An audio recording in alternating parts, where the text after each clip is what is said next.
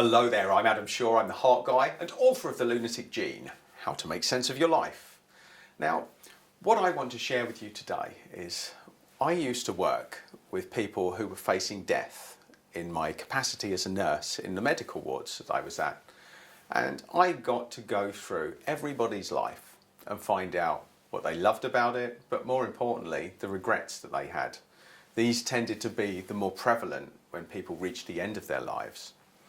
And the main thing that people have to contend with is they realise that they've gone through their whole life without any real purpose. And this comes back time and time and time again, working with people at the end of their lives. And I thought it's so tragic that people have to wait their whole life to have this awareness. And a lot of them, because of their confidence issues, because of their energy issues, they spend most of their life trying to keep other people happy. This is one of the, if not the, single biggest regret that people have at the end of their life.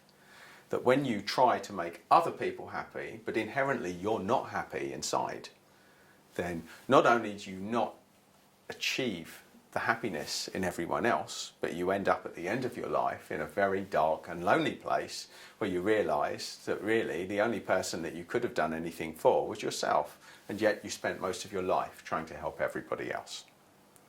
So, the regrets people have if they wish that they could go back in time for just one day. So if you're having a bad day now, I can guarantee you, unless you're sort of 90, 100 plus, that there'll be a day in your life where you look back at you now and you'll wish that you had just 24 hours to be you right now. Because people at the end of their life, they're usually dependent on other people. They usually lost control of their bowels and their bladder.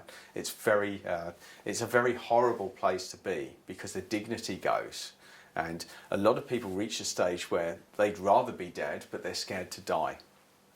And I used to help people through that difficult part of their life to make sense of their life and to certainly make sense of their impending death. So I've worked with people in some very serious areas, and what I've found is that it's best to lighten things up. So I tend to be a little more bouncy and fun, but I do help people with very serious issues indeed.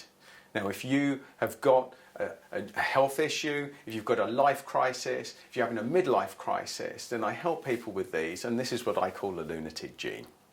So, if you want to find out how you can feel better, how you can focus your life or move it into a better direction, then I can help you.